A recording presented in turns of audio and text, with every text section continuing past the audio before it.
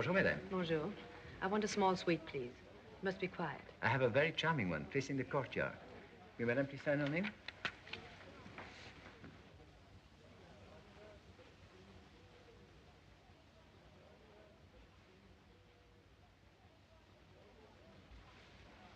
Merci, madame. In order to save inconvenience later, madame, will you kindly leave your passport here?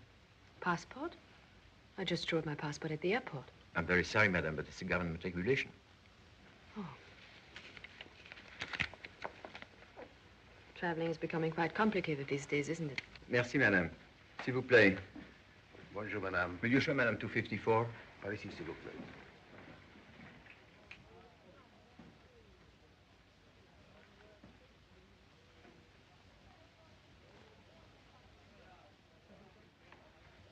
Is there anything wrong?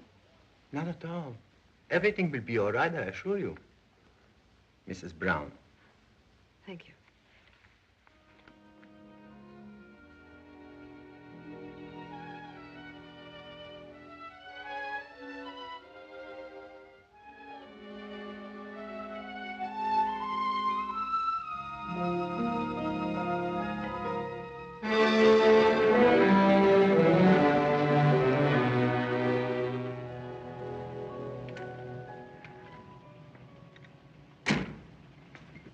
$35. Don't you speak English? Pas anglais, monsieur. Merci, monsieur. Merci. Well, don't I get anything back? Merci, monsieur. Merci. No, money. Change. Back.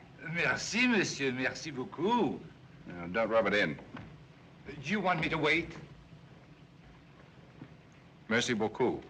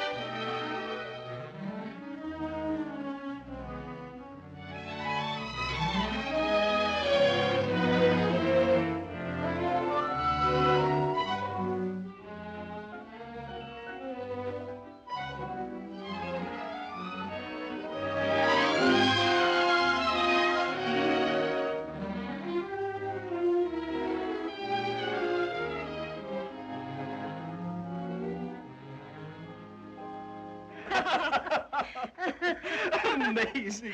You know I'm going to like Bolshevism. Why, do you think you could earn your own living? No, that's the bad part about Bolshevism. But it has merit. For instance, if it hadn't been for the revolution, the Grand Duchess would still be in Russia, instead of providing us with such a delightful salon. And perhaps I should never have met you. Pardon me, Your Highness.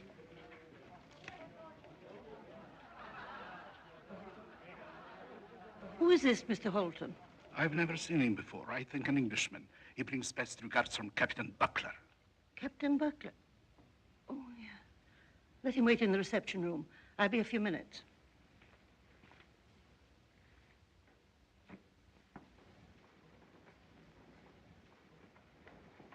The Grand Duchess will be delighted to see you, but I am afraid it will be a few moments. If you will be so kind as to step in here.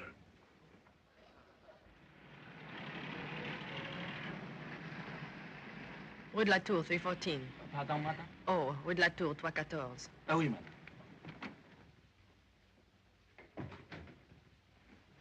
Who may I announce, madame? Oh, just see an old friend. Listen, my man, this is very important. How can I reach Miss Field? What's that you say? 3, 4, 6, 7. What did you want? Pardon me, Your Highness. Who's playing the piano in The there? Englishman. Oh, I'd forgotten all about it. Pardon me, Your Highness. There is a lady waiting who wants to see you. Who is she? She said she's an old friend. An old friend? Well, tell her to leave her address and don't let her in again. All I want is a cup of tea and a sandwich.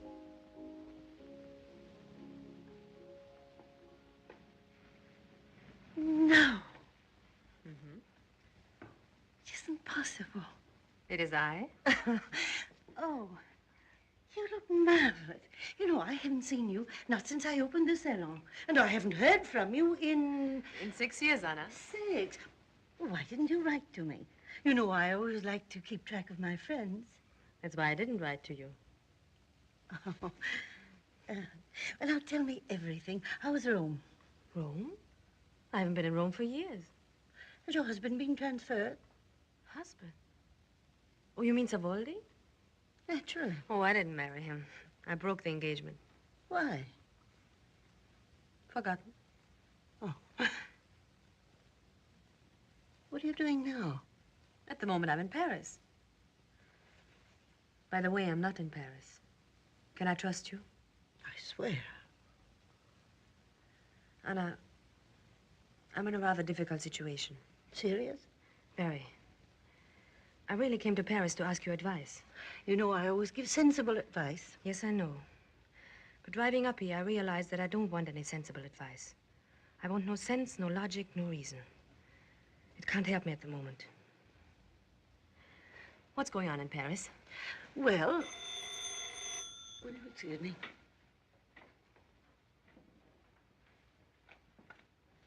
Hello. Hello. Oh, it's you. Look, may I call you back in 10 minutes? Do you want me to go out? Just a moment. You're so understanding.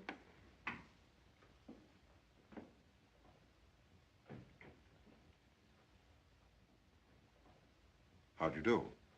How do you do? So kind of you to see me. I bring you best regards from Captain Buckler. Captain Buckler? You remember Willie Buckler. He always talked so much about you, and he told me if you want to have an amusing time in Paris, go straight to the Grand Duchess and here I am. And there you are. So you want to have an amusing time in Paris? Well, we must see that you have a very amusing time. Sit down, please. Have you been in Paris before? Not since the war. How exciting for you. Yes, I'm thrilled. And I'm so glad to meet you. Thank you. Be seated, please. You're going to see Paris at its best. I'm so glad. Now, let me think. What could I suggest? Oh, first of all, you would like to see the Louvre Museum. The what? One of the most interesting picture galleries in the world. You've heard of the Mona Lisa? Yes, I believe I have. Oh, you don't care for pictures? Oh, I know. The Eiffel Tower. You mean that steel thing stuck up in the air? Your Highness, do you know what I'm afraid of? What? I'm afraid you're going to suggest Notre Dame. I was just coming to that. Madame, even if you could give me the history of each stone separately, I'm still not interested. Oh. No, I found through life the days take care of themselves. It's the evenings that are so difficult. Oh, how stupid of me. You want me to arrange a party for you. A nice, large party. Not too large. 6? 4? 2? 2 is the best suggestion. Why do you stare at me like that? He's completely off his head. What are you talking about? Buckler, he described you as hard as nails, much older and beginning to spread. How unkind of him. I hope you don't think the description fits me. If he'd said one of the loveliest women in the world, I'd have recognized you anywhere. Encouraging. Thank you. Now, I wonder which one of my friends you would like. May I make a suggestion? Please? It would make our mutual friend Buckler very happy if you would dine with me. I'm engaged. Oh. Well, then don't bother anymore. I'll have a couple of boiled eggs, a detective story, and go to bed. Madame, have you ever been at the mercy of loneliness? Have you ever been a stranger in a strange city? Often. What did you do? I cried. Well, that's what I shall do.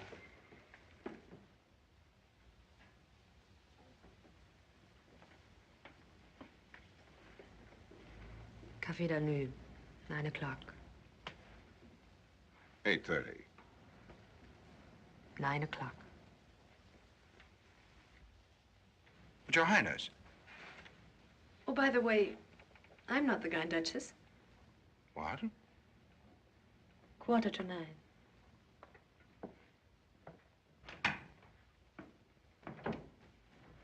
Mr. Holton, how do you do? How do you do? You are the Grand Duchess Anna. Yes. Captain Buckler described you so accurately, I would have known you anywhere. Oh, thank you so much. Captain Buckler. I imagine he wants me to arrange something for you. Whom would you like to meet? What would you like to do? I'd like to see the Louvre Museum. The what? Yes, the Louvre, the Eiffel Tower, oh, and most of all, Notre Dame. Are you sure you're a friend of Captain Buckler's? Mm-hmm. Well. Afraid I can't do anything for you.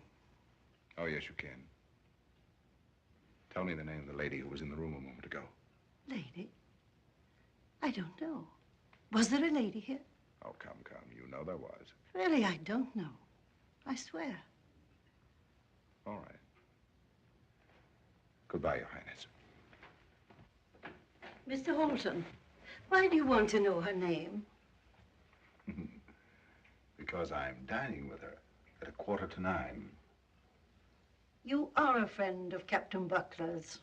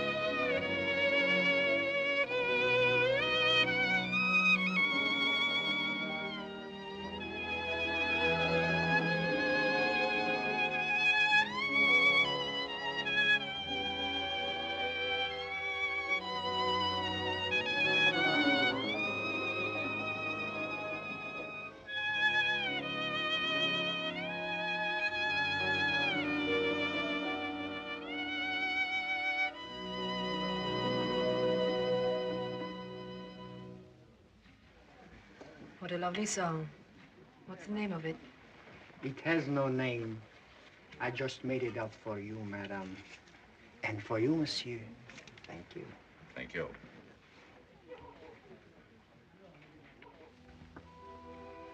You must have been very successful with women. What makes you say that? Nobody could order such a delicious dinner who wasn't. Am I a success with you? Tremendous.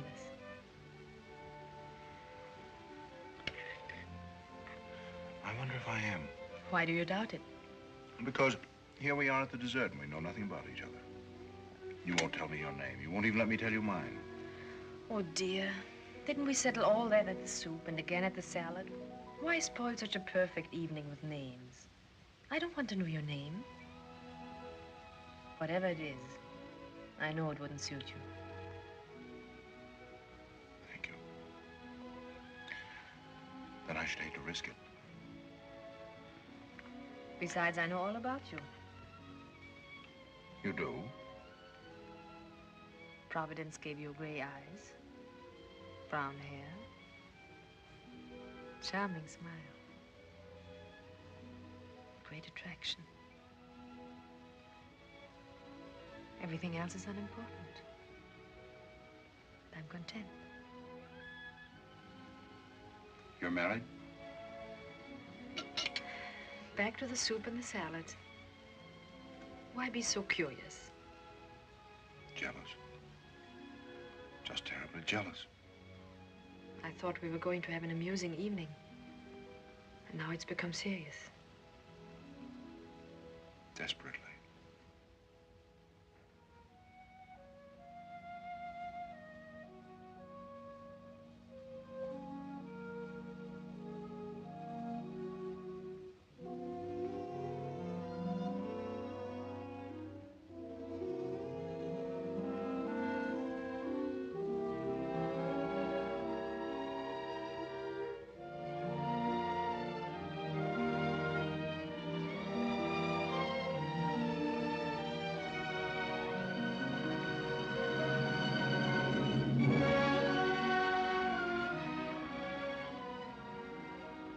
Who are you? I must know. Isn't it obvious? Not to me. You meet me at the house of the Grand Duchess. What were you doing there? You meet me at 5 o'clock. And at 10 minutes past 5, I agree to dine with you. A complete stranger. The shortest story in the world. Now tell me the true one. Very well, then. Perhaps it's dangerous for you to be with me. Perhaps I have a husband who will come in and shoot you. Perhaps I'm a spy. A thief. The police may come in and arrest me. Both of us. You're none of those things. If you were, it wouldn't matter. Now or any other time. I must have done something very nice in my life to be so beautifully rewarded. Do you really mean that? And so much more. You're an angel. Angel, that's what I shall call you. Angel.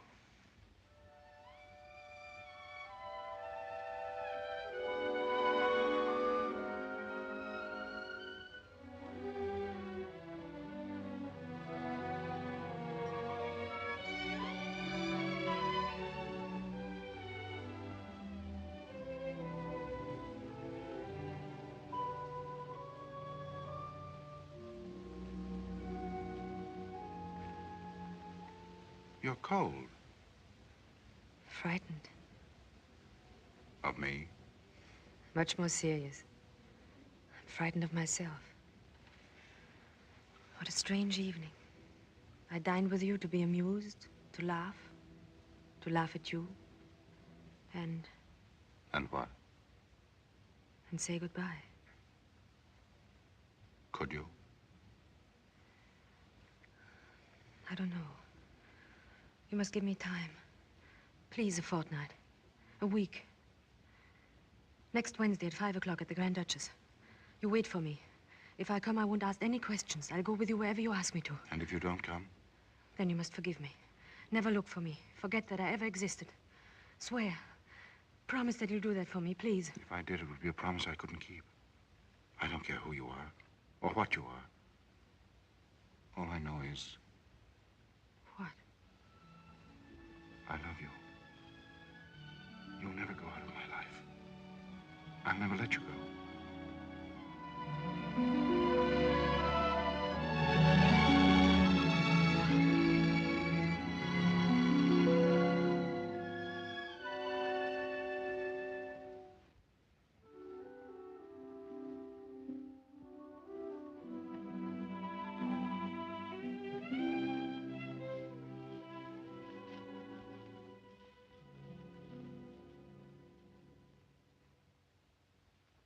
Merci beaucoup. Angel.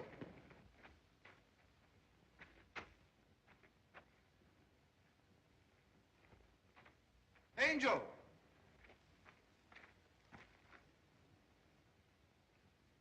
Angel.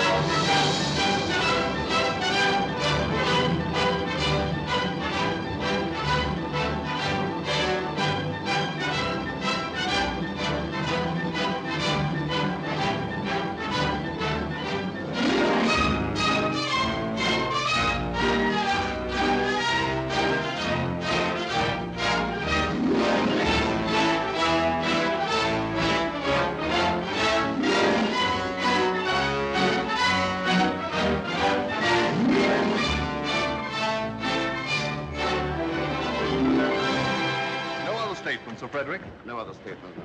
Good evening, Good evening. Good night, sir.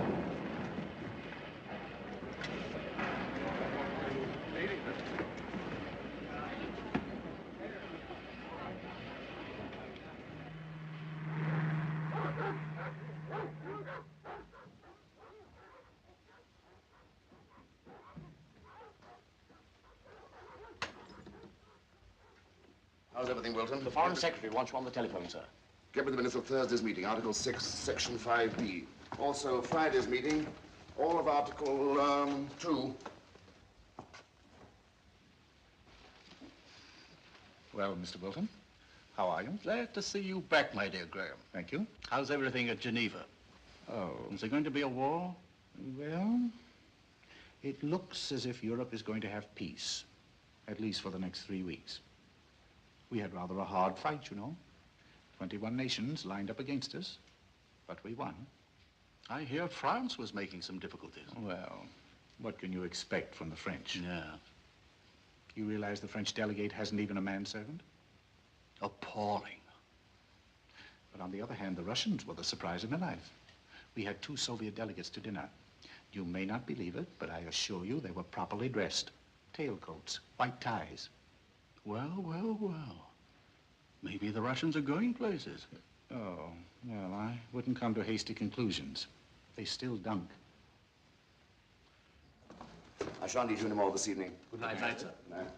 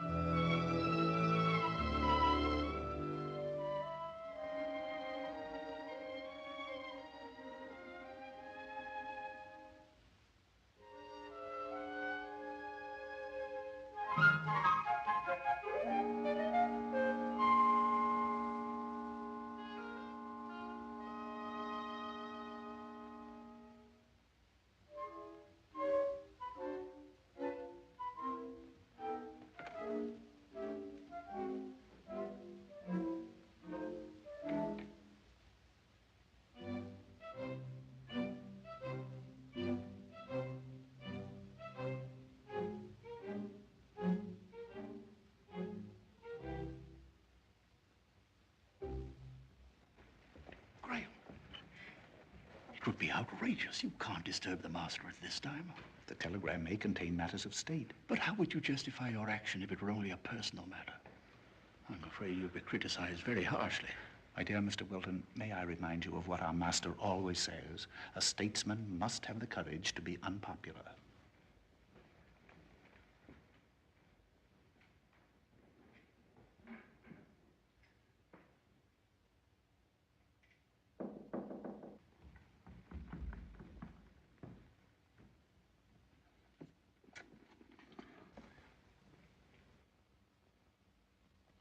What is it? A telegram, my lady. Oh, thank you.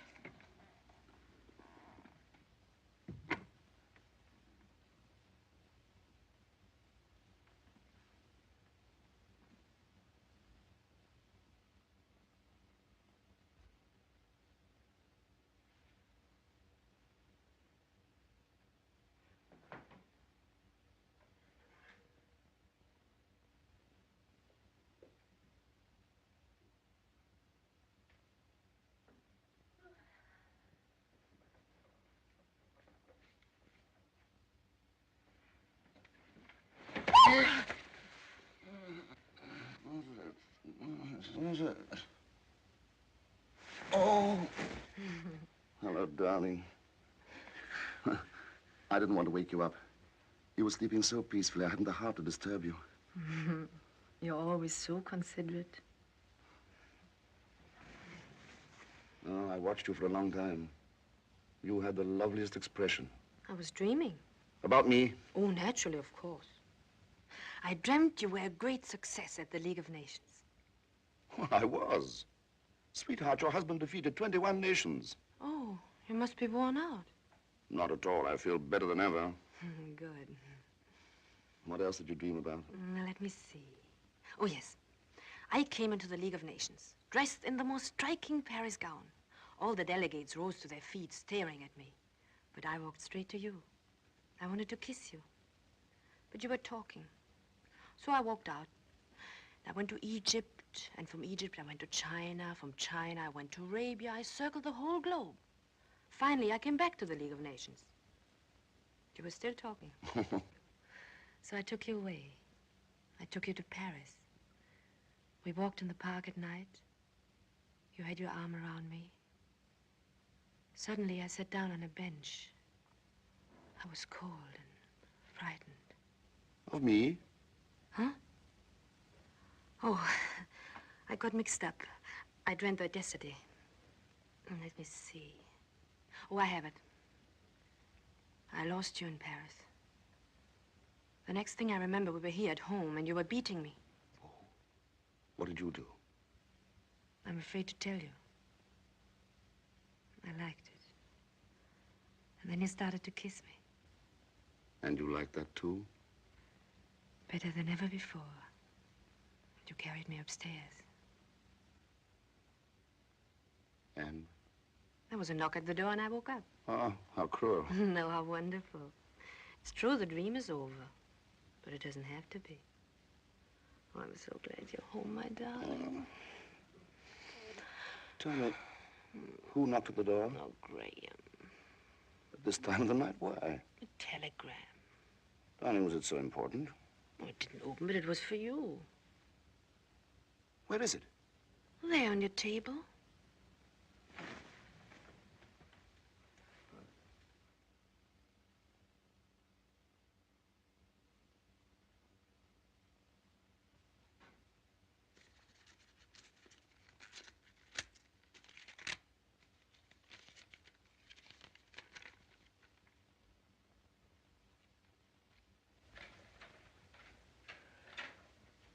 Bad news? Very disturbing.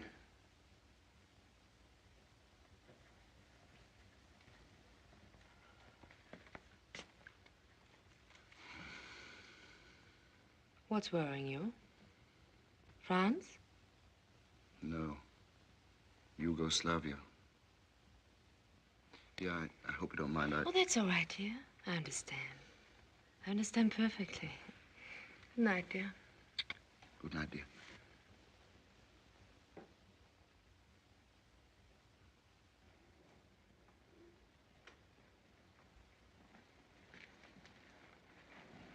Good morning, sir. Morning.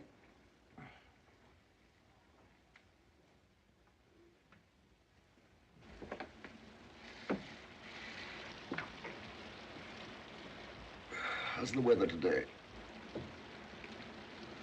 Not bad, sir.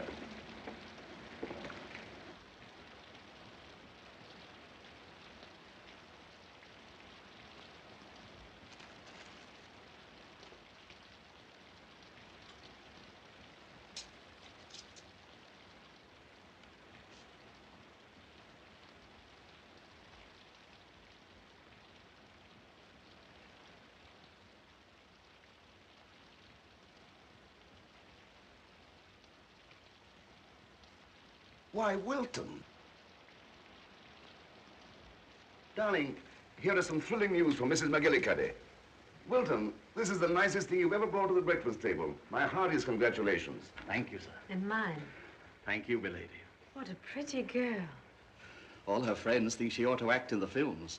You see, sir, she once was photographed in a newsreel at the funeral of Admiral Bennington. She was standing on the pavement just as a hearse went by. I hope I don't seem disrespectful, sir, but in my opinion, she stole the show from the late Admiral. That's love. And I'm sure she loves you just as much. Oh, she worships me, sir. But it was by no means an easy conquest. The young lady didn't believe in the institution of marriage. But you persuaded her. Oh, no. Begging your pardon, sir. It was you, sir. And you, milady. We? I took the liberty of citing you both as an example of how beautiful marriage can be. And that convinced her.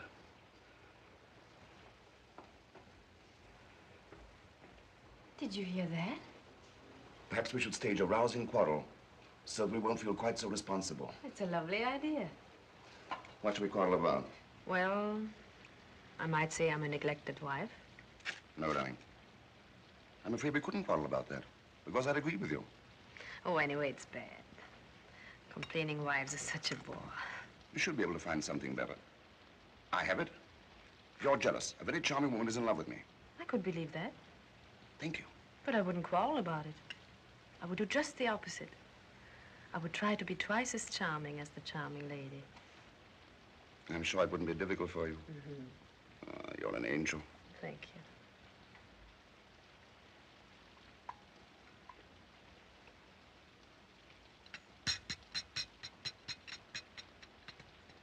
By the way, Yes, dear?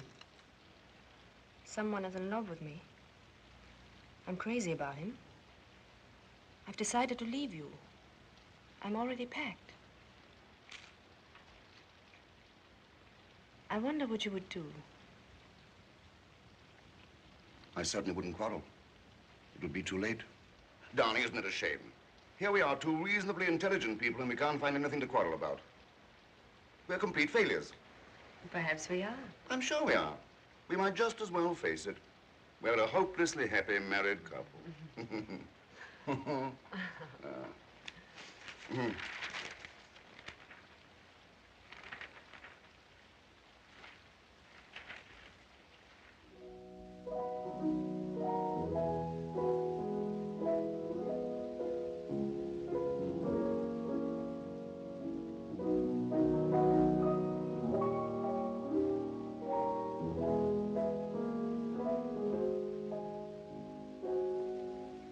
What's that? Oh, just something I made up. That's nice. Da-da-da-da-da-da-da. It's beautiful. Darling, I didn't know you had so much talent. Come on, let's hear the rest of it. Oh, no, no. Oh, come on, come on. No, Don't no, be no, timid. no. Come on, let's hear it. I'm not in the mood. Oh, a temperamental artist, eh? No, not exactly. But you see, I don't know what the end is going to be. Well, you certainly found a lovely beginning. Almost too lovely. Oh, you must finish it. It's not so easy. Well, I don't know. When the beginning is so beautiful, I wonder if the end matters.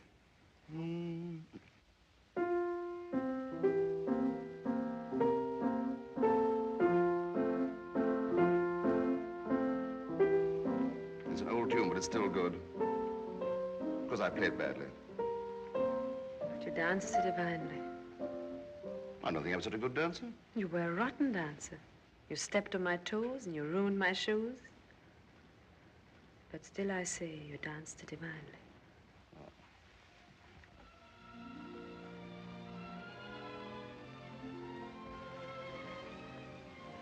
What's the matter? You took me back to Vienna. Now, was that nice? What was the name of that little hotel? I don't remember the name or how we got there.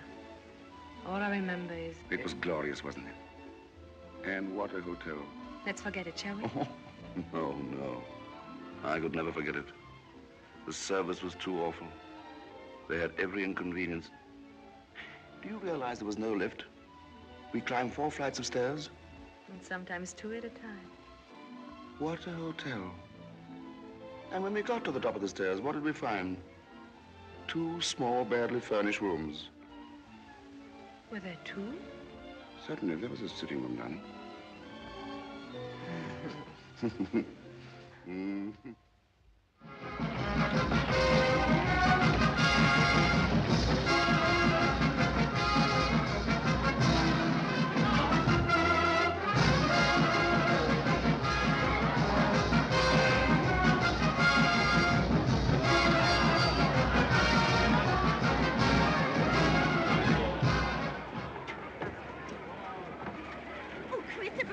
excited. This is the thrill of my life. I don't want to miss a thing. You must tell me who everybody is. Just everybody. Afternoon, Mr. Breckenridge.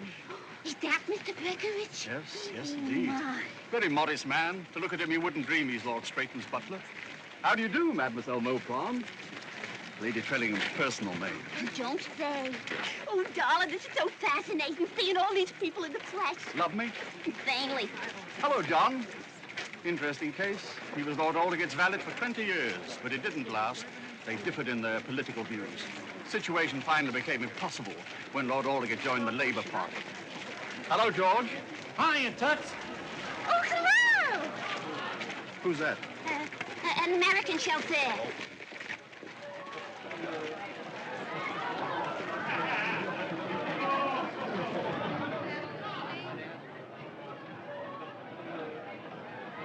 Now, let's see if I can find Lady Buck.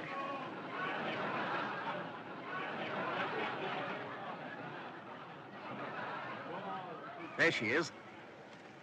The one in the black dress, just in front of the staircase.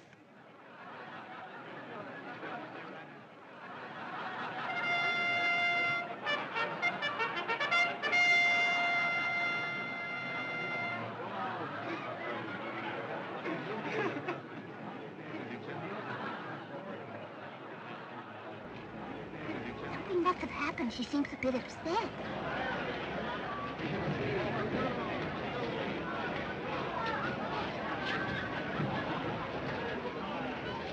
Darling, are you sure it's nothing serious? No. Just a headache, but it's terribly annoying. I think I'll go with you. Please, no. I'll go home and lie down for now, and I'll be all right. You go back with your guests. I beg your pardon, Sir Frederick. May I? It's for the Consolidated Press. Certainly. Thank you, sir. I'd rather not, dear. It only takes a second, Lady Barker. Please, no. I'm very sorry. Some other time. Well, thank you very much, sir. Yes. I hope you don't mind, darling, but I'm not in the mood for a picture. I know I don't look well. That's perfectly all right. You sure you don't want to take you home? Positive. You stay and have a good time. Take her ladyship home and drive carefully. Yes, sir.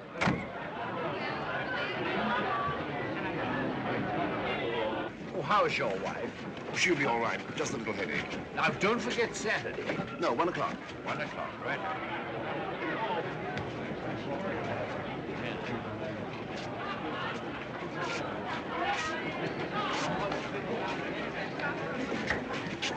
Here's your ticket, old man.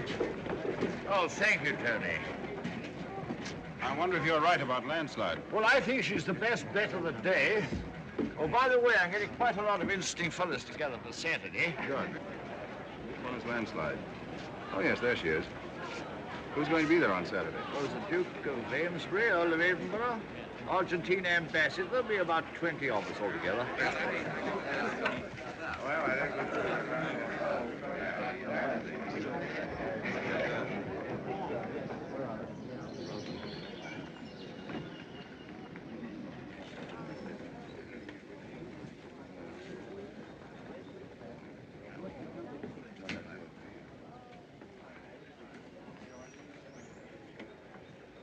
Pleasant luncheon. Yes, very nice indeed. I'm very glad of this opportunity to meet you, Sir Frederick. As a matter of fact, I've been looking forward to it. Thanks. I have a feeling that you and I might find some very interesting things to talk about. I'm quite sure we could. Yes, these are very exciting times. Sir Frederick. Yes? I wonder if you know who I am. Well, certainly. Devin has been telling me about you. You're his house guest, aren't you?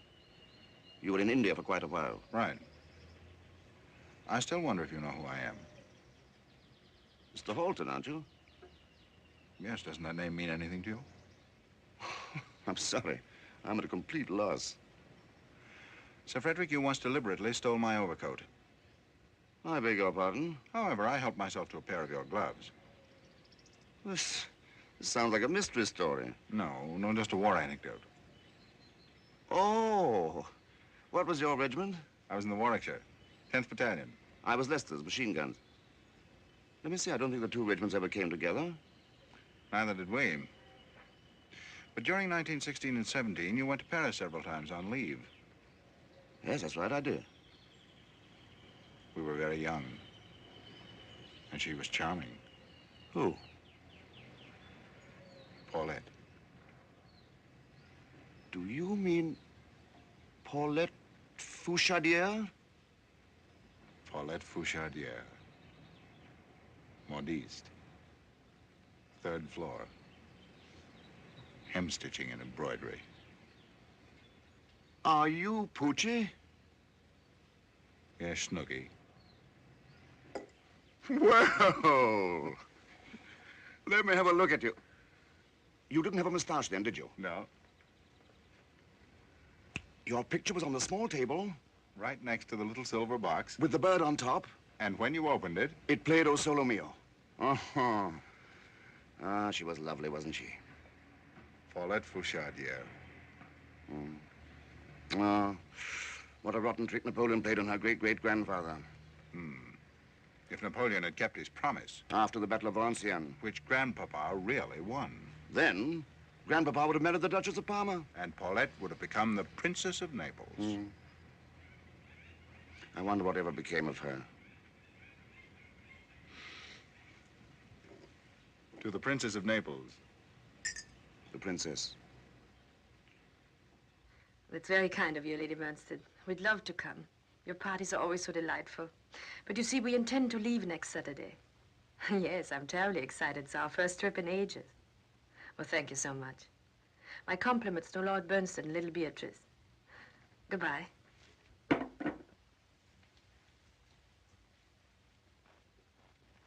May I come in? Of course.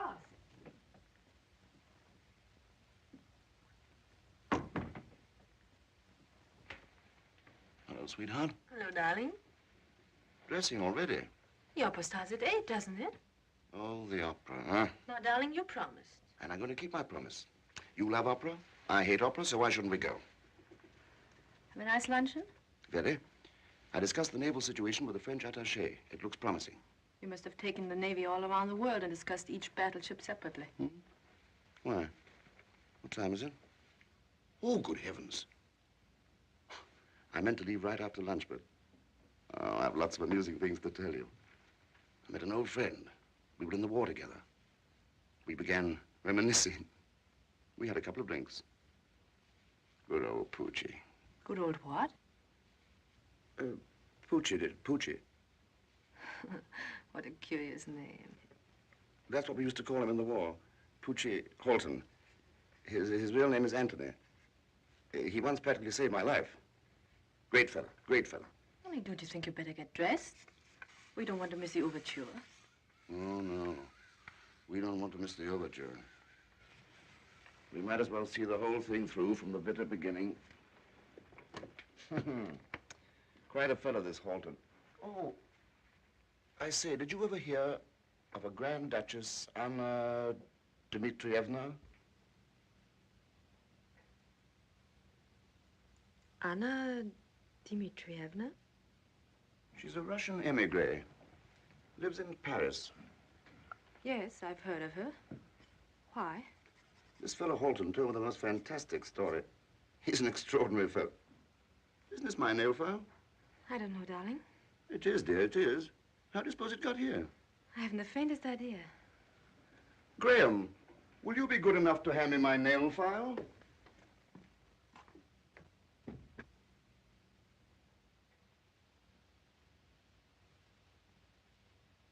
You're going to the opera tonight, sir. Yes, yes, that's where I'm going. If I may say so, sir, my favorite opera is Cavalleria Rusticana. It's only one act, but it has everything. Love, jealousy, hate, murder, and all in 35 minutes. I timed it once. Isn't that the one where the husband suspects his wife of singing with another man? And catches them, right in the middle of a beautiful duet. He kills him, doesn't he? Well, not immediately. No, sir. First, he joins them in the most exquisite trio. Naturally. After Cavalleria Rusticana, my favorite opera is The Barber of Seville. The Barber's song is particularly beautiful. I remember, yes. How does it go? Dee da da da da da da da da da da tilia tilia tilia da da da da da da da da da da tilia tilia tilia tilia tilia tilia. Graham, whoever persuaded you to become a valet must have been a music lover. Oh, thank you, sir. Shall I draw your bath, sir? Please. You were saying something a while ago about this Grand Duchess Anna. Yes. Well, this fellow Halton's gone completely mad over a woman. You know, he really is a very nice fellow. Lived 4 years in India, did some fine government work. The man has a splendid career ahead of him. I do hope he doesn't do anything foolish. You mean because of this woman? Yes, he can't seem to get her out of his mind. Do you know where he met her? At this Grand Duchess's salon. You remember the novel, An Afternoon in Paris? Yes. It's undoubtedly the same kind of place. Oh, I see. And that's where you met the woman? Gives you a pretty accurate picture of the lady. Rather obvious, isn't it? Oh, it's probably just an adventure. Oh, no. Not with him. No, no. Why, that man's been looking for her in every possible place in Paris. What's more, he's going back again. His mind is made up. Nobody can talk him out of it.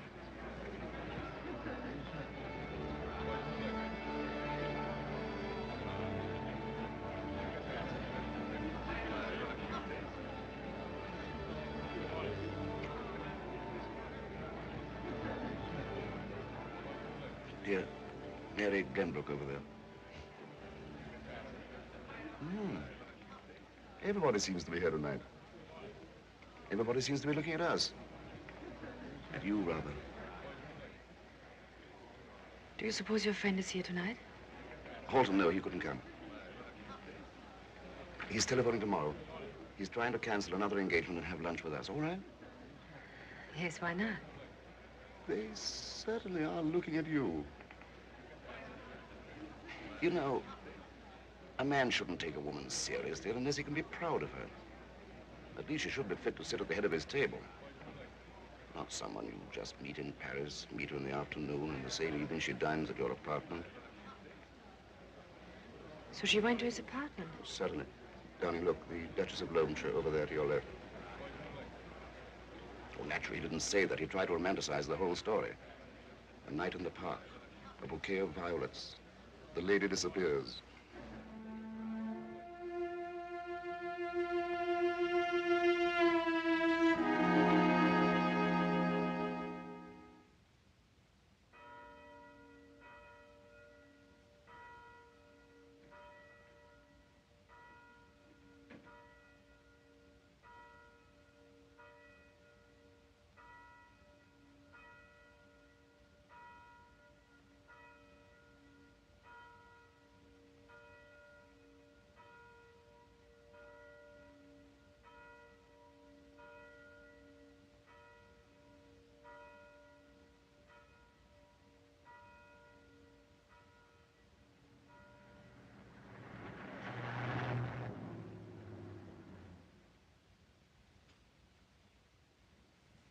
Hello, old boy. Hello, Barker. So glad to see you. You know, Halton, it's been a long time since I've had as many drinks as I had yesterday. As a matter of fact, I had a few too many myself. I'm awfully glad you got out of that other engagement. You know, it's funny. I've only known you since yesterday, and yet I feel the same way. It is funny, isn't it? Well, come on, let's sit down. I've been following your career in the papers, old man. I admire what you've done. I admire your courage, your wit, and sometimes the daring with which you tackle your problems. I'm proud to be in your house. Thanks.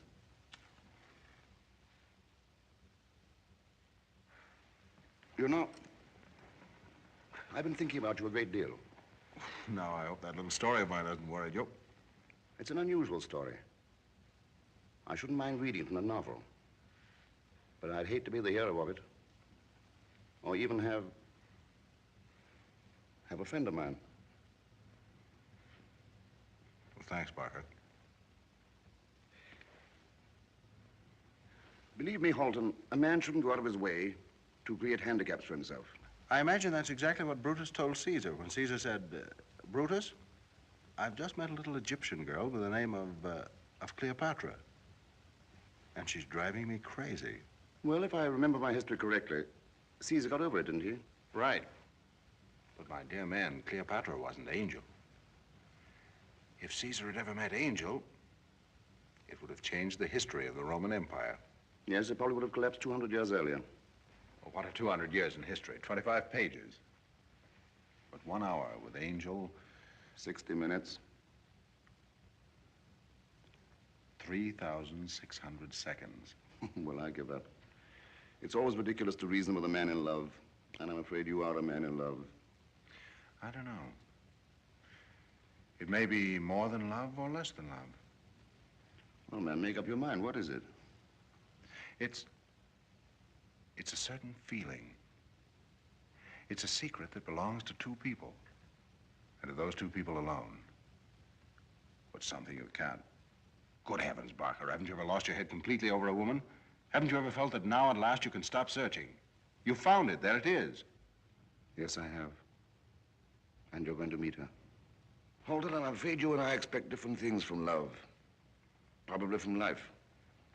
I don't measure in terms of seconds, but of years. How about a gin and tonic? Not a bad idea.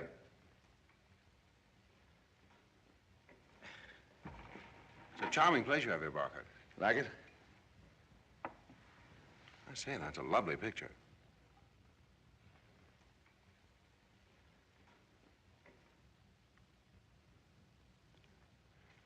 That's your wife's photograph, I suppose. Naturally.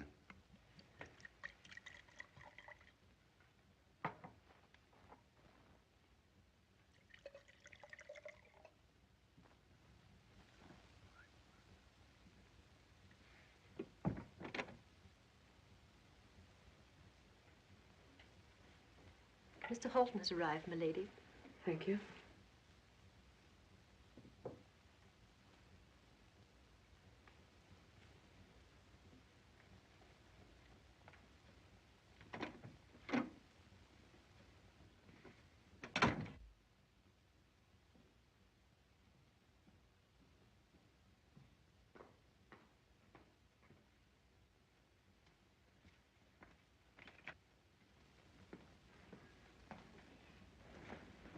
Dear. How do you do, Mr. Holton? How do you do? My husband told me so much about you. Won't you sit down?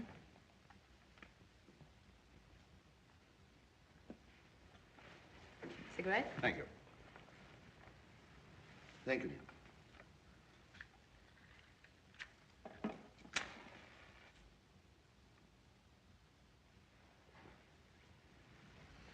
I hope I didn't come down too soon. Of course not, darling. Reunion of two old friends. Are you sure I didn't interrupt? No, we just finished a most interesting discussion. The newest subject in the world. Love. Oh, love. But we disagreed completely. Really? Yes, we see the same thing, but with entirely different eyes. It's amazing. It's like two men looking at the same lamp. One says the shade is blue. The other one swears it's green. But you forget, Barker. Frederick. Oh, I'm sorry. Frederick. We both could be right, you know. Perhaps the lampshade is blue. But when you light it up, it may be the greenest green in the world. Don't you think so, Lady Barker? Gentlemen, the sun is shining so brightly. Don't you think it's rather early in the day to be talking about lamps? I'd rather talk about you, Mr. Holden. You've been in India. Yes. Are you going to stay in England for a while? Oh, no, he's going back to Paris in a day or so. Oh. Well, I may have to change my plans.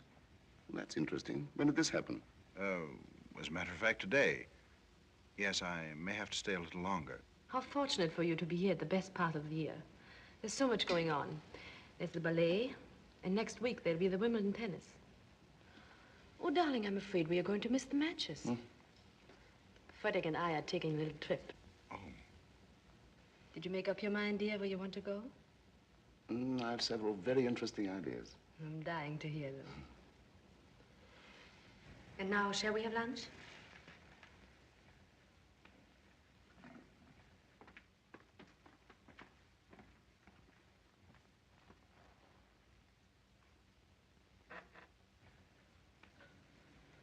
Mr. Wilton, what do you think of this fellow Holton?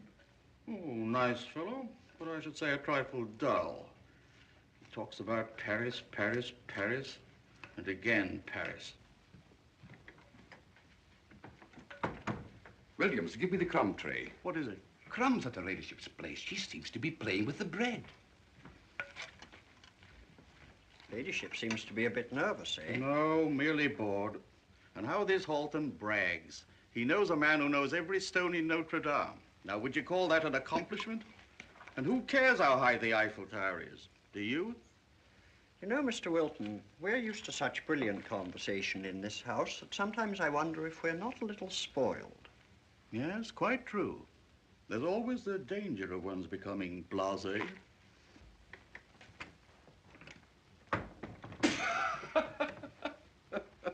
Sir Frederick just told a delightful joke. The one about the Scotchman who wanted to buy a grand piano? And ended up by humming? Good. He tells it superbly. Thank heaven things seem to be brightening up. I'm glad. Well, they must be finished.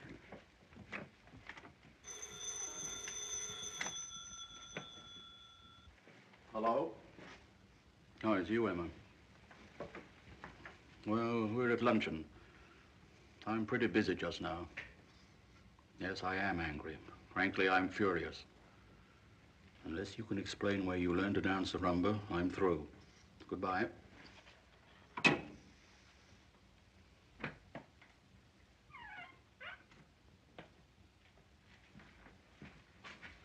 Whose plate is this? Her ladyship's. But she hardly touched it. Can there be anything wrong with the meat? I hardly think so, Mr. Wilton. Perhaps she just had a late breakfast. Whose plate is this? Mr. Halton's. But he hasn't eaten either. It's obvious that he tried. Maybe there is something wrong. Let's see Sir Frederick's plate. No, it's not the meat. I tell you, Mr. Halton talked so much. Or maybe he doesn't like veal. That's quite possible. Mm-hmm. At any rate, make a note. If Mr. Halton should come again, no veal. Very well, Mr. Wilton.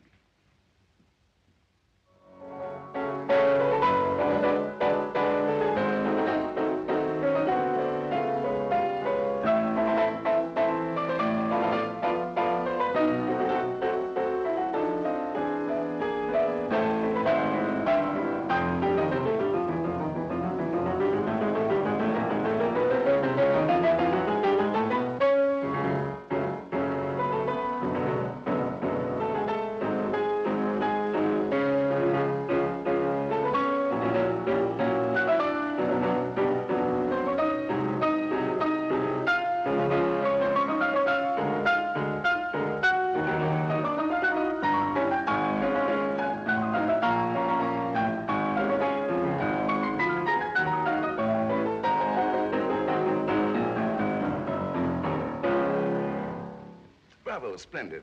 Don't you think so, darling? Yes, very beautiful. Thank you. You know, Tony, the fact that I like it doesn't mean anything. But Maria, now she's a great composer. Now, Frederick. Really, she composed the loveliest song. Now, please, Frederick. Come on, play it, darling. Just why don't you, Lady Barker? Don't make us coax you. All right. Now, let me see. How does it go? You know, Frederick, I think I've forgotten it. Oh, that's too bad. It really was very nice. Now, how did it go? The way I heard a delightful tune in Paris. I wonder if I remember it. Now, gentlemen, you're both working too hard. I insist that you relax, please. I play you something even better.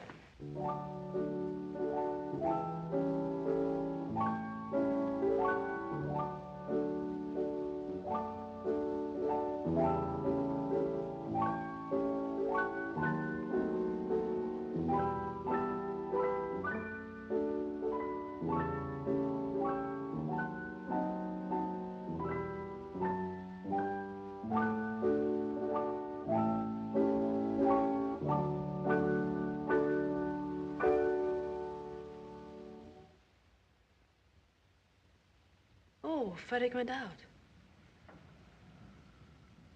It's a lovely waltz, isn't it? First time I heard it, I was dancing with Frederick.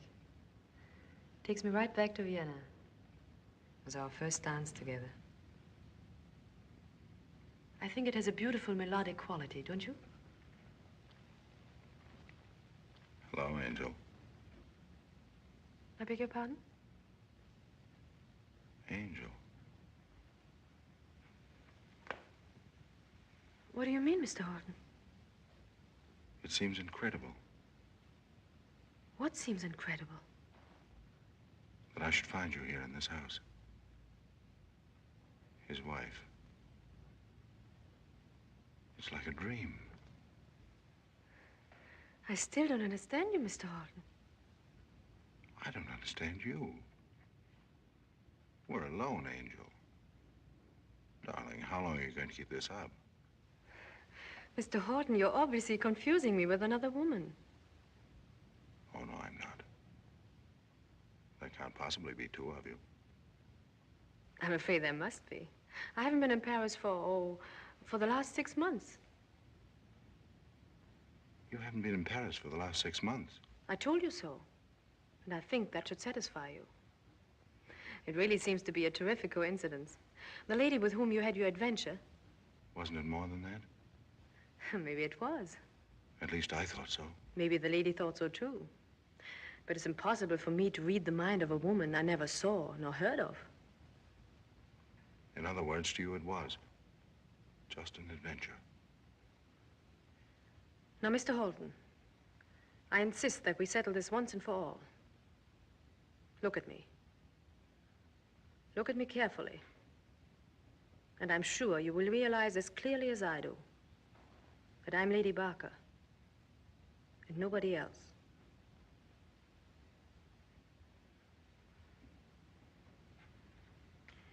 The resemblance is amazing. I could have sworn it was you. You have exactly her hair, her eyes, her skin, her lips. But when I listen to you, I begin to see the difference. You're not Angel. I'm greatly relieved. Will you forgive me? Naturally.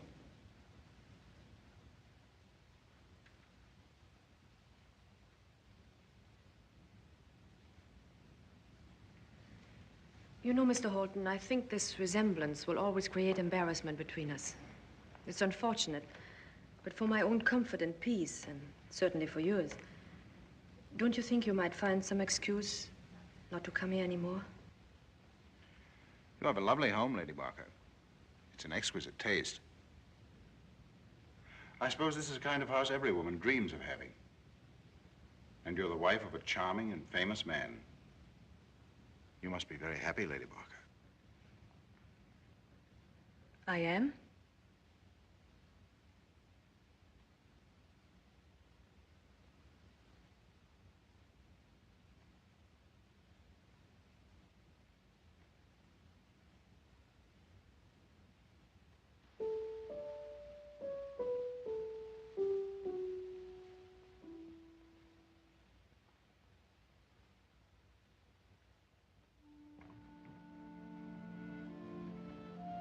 Don't be afraid. I won't play it. I shall never play it. I hope I never hear it again.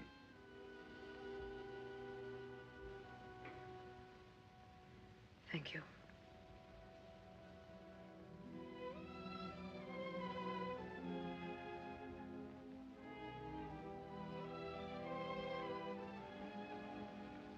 Maria. I told you in Paris never to look for me, never to recognize me whenever and wherever you find me. The whole thing must be forgotten. And I told you I'd never keep such a promise, that I didn't care who you were.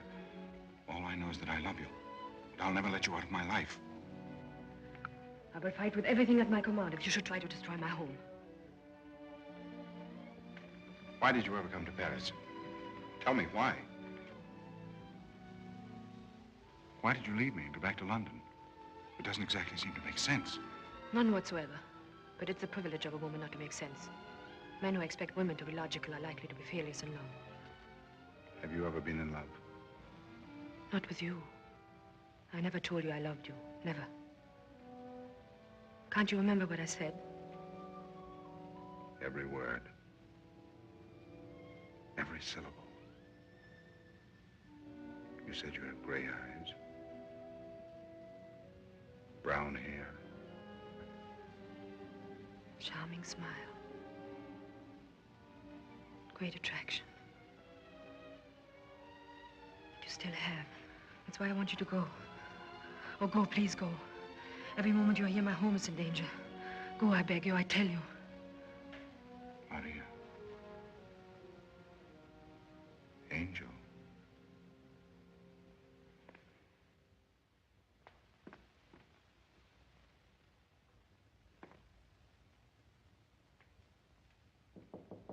Come in. Wilton, will you see if you can find Sir Frederick? Yes, lady.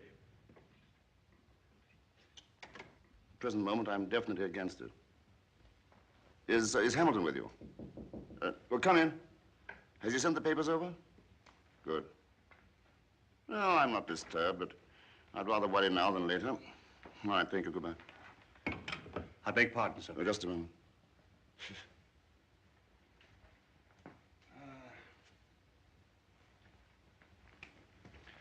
Well, what is it, Her Wilton? ladyship is asking for you, sir. Oh, all right. I'm expecting a telephone call from Mr. Hamilton. Let me know immediately. I'm very sorry. It's just one of those things. Darling, Hmm? I'm afraid Mr. Horton has to leave. Is it so late? I'm terribly sorry, Tony. I was called to the telephone. I thought it would only take a minute. Do you really have to go? Well, I don't know. How about another drink? I tried my best to persuade Mr. Horton to stay, but I'm afraid I'm a complete failure. Failure? Well, Lady Barker, really, I had another engagement, but now I must stay at least long enough to turn your failure into success. Good.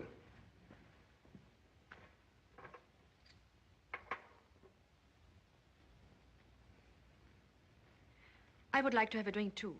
You? You want whiskey, darling? Just a little. Just enough to drink to our friend, Mr. Horton.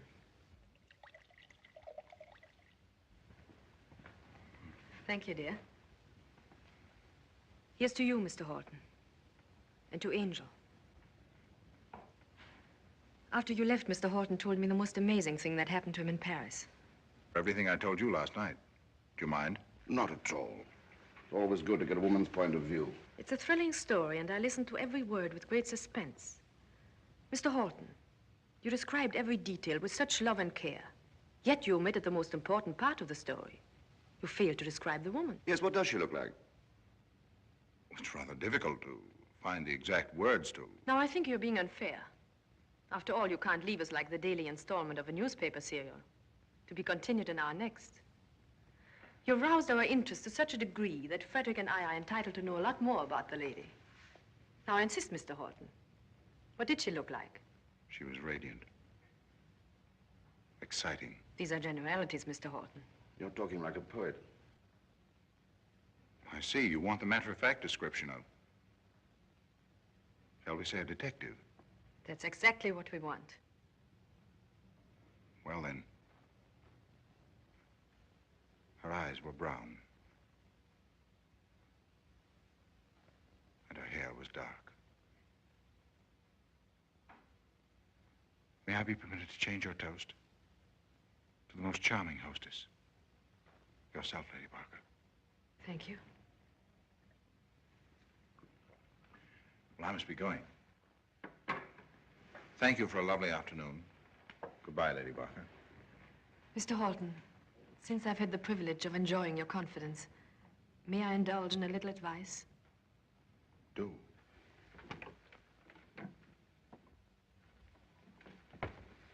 Mr. Hamilton on the telephone? Yes, sir. Yes, Hamilton. Yes, will you read it to me?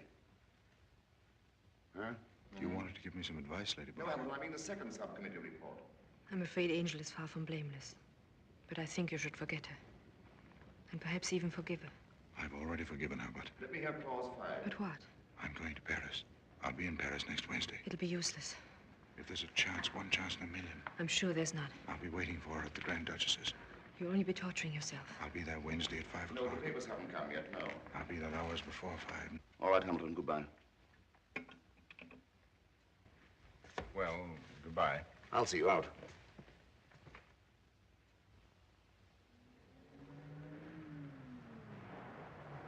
Goodbye, Tony. These papers just came from Mr. Hamilton's. Oh, good. By the way, Greenwood, I'm going to Geneva. Oh, didn't you tell me that Mr. Hamilton is going, sir? I changed my mind. Oh, I thought it was only a subcommittee meeting. It is, and I'm quite sure Mr. Hamilton would handle it very ably, but you know me, Greenwood. I'd be uncomfortable if I didn't go myself. I see, sir. In that case, you won't require the other reservations. Which other reservations? For your trip with Lady Barker. Good heavens, I'd forgotten all about it.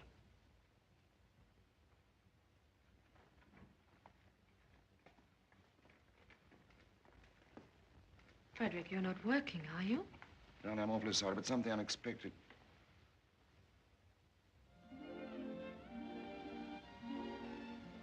Frederick, is this where we are going? Why, that's wonderful. Oh, darling, I can hardly wait. Let's have a glorious time. Let's be foolish again. Oh, I can't tell you how much. Why, what's the matter? Well, dear. Don't tell me. Don't tell me we're not going. Don't tell me now. You see, I don't know. You see... It's perfectly all right. Yeah, you must understand. Don't explain. It's very clear. You have to do your duty. You know. I know. I know very well. Too well. I can recite all the reasons.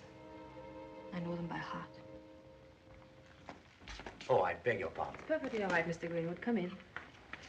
Now, you go back to your work, dear, and don't let me disturb you. Thank you, darling. About the reservation, sir. Oh, yes?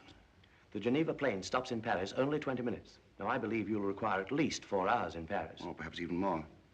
I've a good many things to discuss at the embassy. I thought so, sir. And in that case, the Airways people suggest a private plane.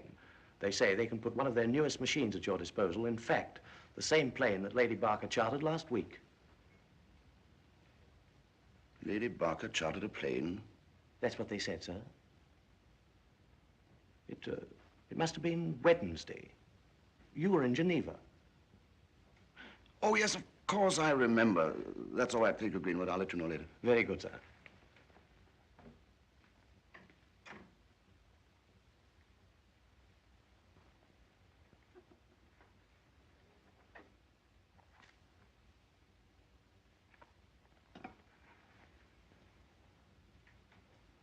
Croydon, 2046.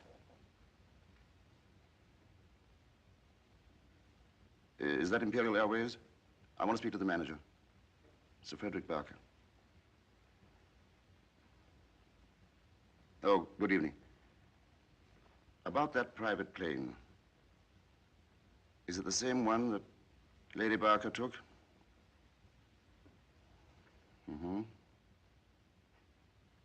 She says it's not so fast.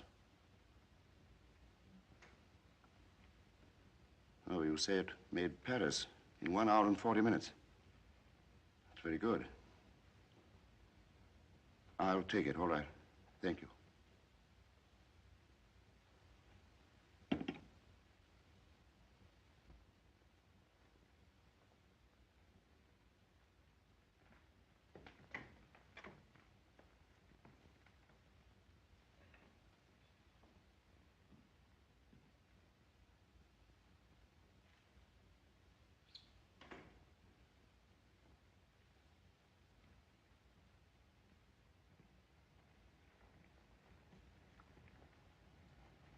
Finished your work? Quite.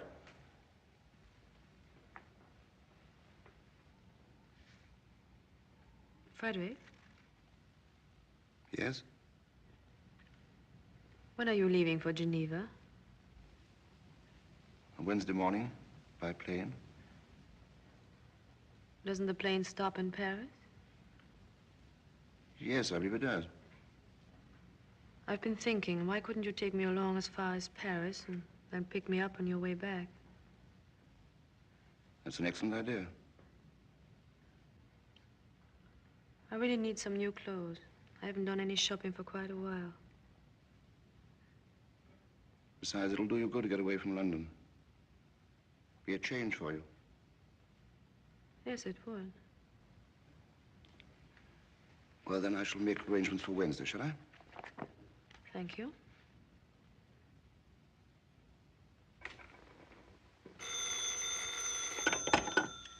Hello? Oh, Sir Frederick. Are you? Geneva? Oh, when are you leaving? Oh. Yes? Yes, this is Lord Dabbington's house. You wish to speak to Mr. Halton? Who's calling, please? Just one moment, Sir Frederick.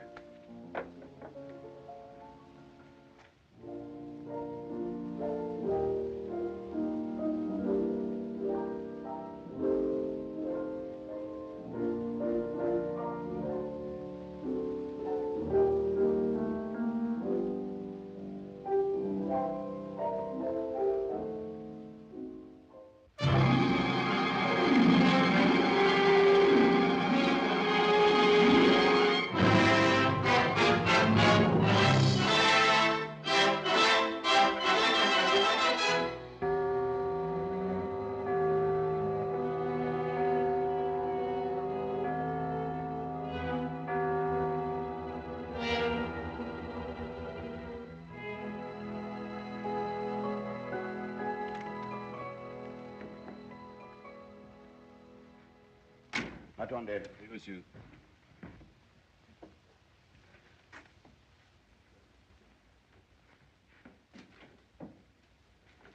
Bonjour, monsieur. Bonjour. I'd like to see the Grand Duchess, if you please. Thank you, monsieur.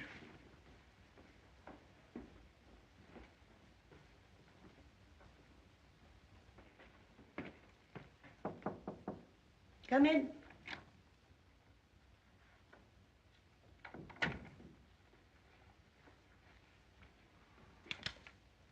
I'll come in a moment.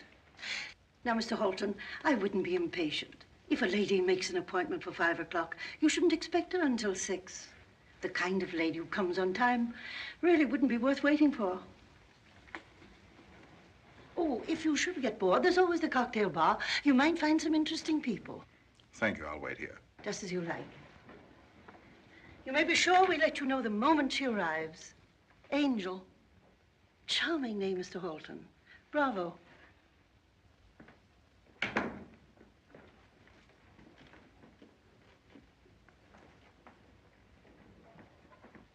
Sir Frederick. Yes. I'm the Grand Duchess Anna. How do you do? Will you step this way, please?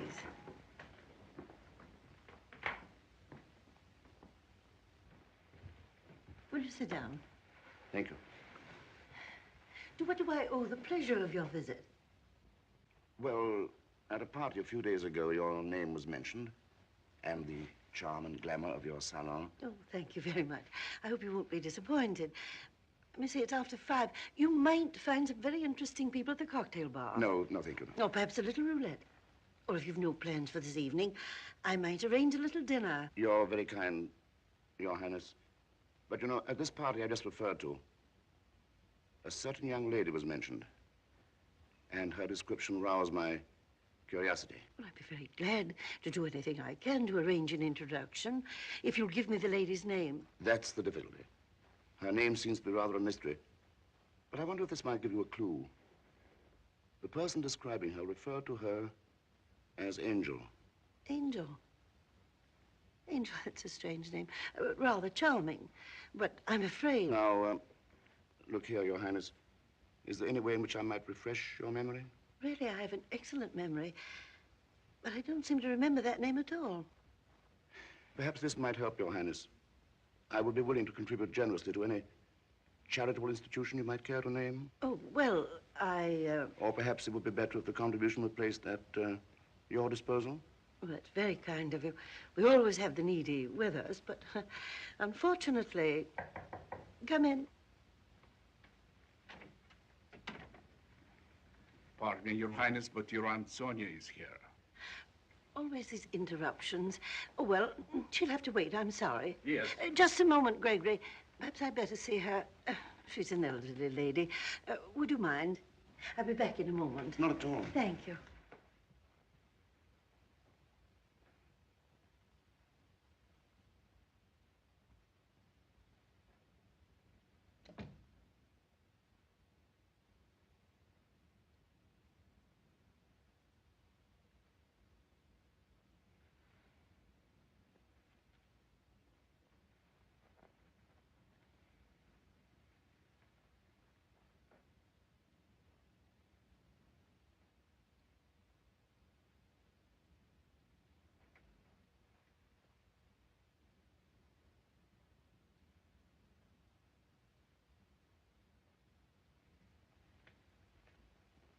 Hello, Frederick.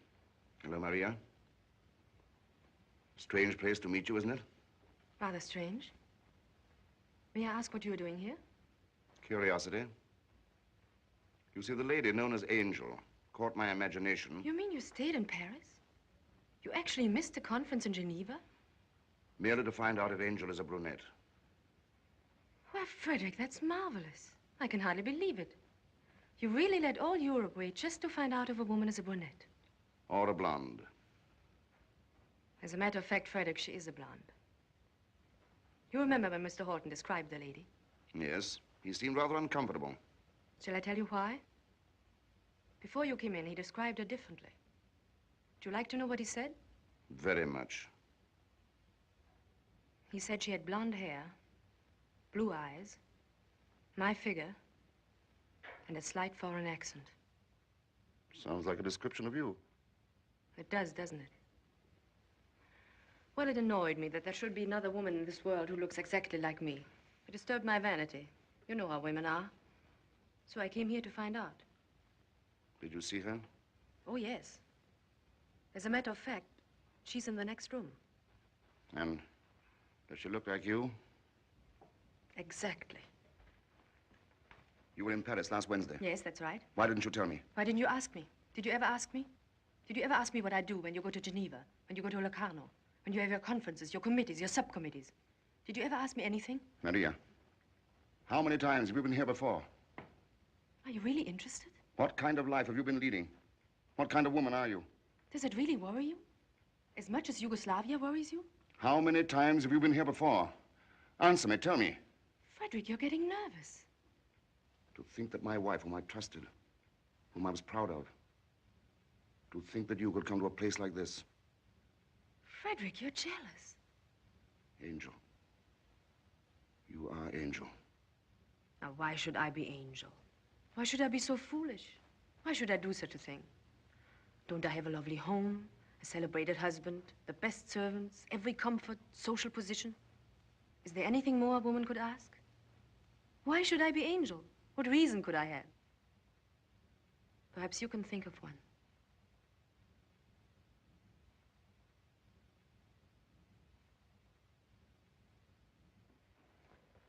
Frederick?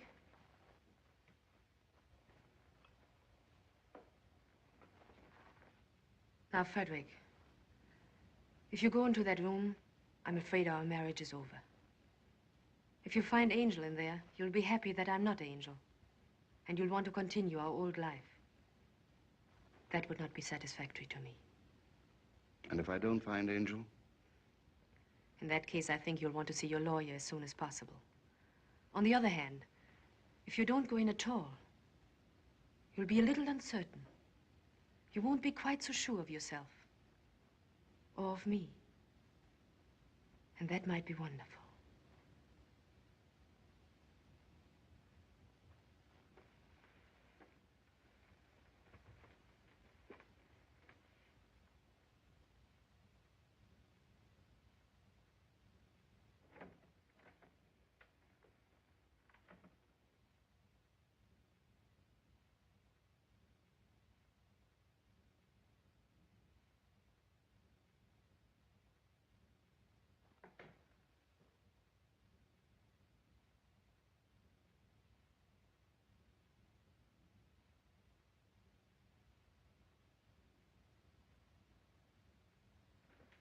Did you tell Mr. Holton the lady was here? No, Your Highness. I swear he must have seen her come out of the taxi.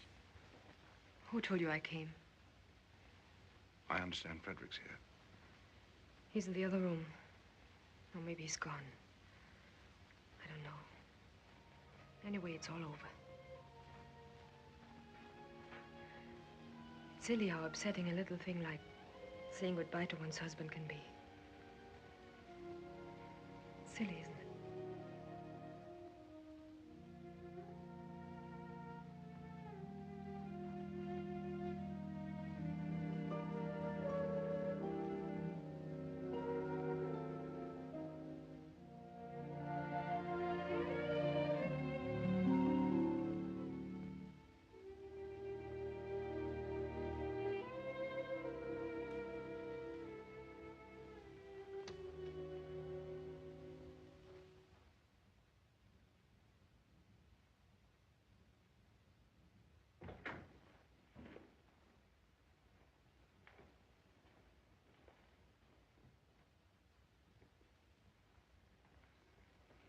Tony.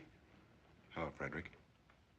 You know, that story you told me about Angel interested me so much that I couldn't resist coming here.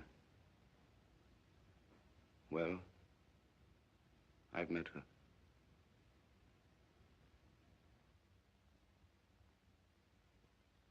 You see, Maria, in the last few moments, I've thought more about our married life than in all the years we've been together. And all I know is the train to Vienna leaves at 10. I don't know how you feel about Vienna, but you've plenty of time to think it over. Well, I say goodbye to Angel. And so must you, Maria, if you decide to meet me at the station.